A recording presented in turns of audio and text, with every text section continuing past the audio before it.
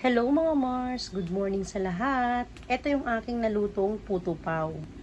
Ayan ang itsura ng aking puto paw mga Mars. Meron tayong toppings na keso at meron ding itlog na maalat.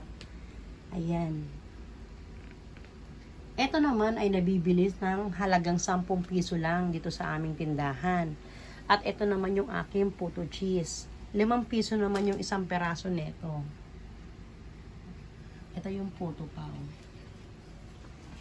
Ayan mga Mars. Itong mga kakanin na nakita ninyo, kakaluto ko lang yan, pinapalamig ko lang bago ko siya takpan.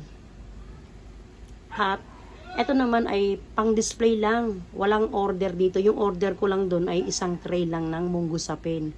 At maliban doon, lahat ng maiiwan ay pang display lang dito sa aming kainan. Para yan mamayang umaga, pagbukas namin ng mga bandang alas 7. Dahil linggo, kaya ganito karami yung aking naluto. Kung tutuusin mga Mars, kaunti pa lang po talaga yan.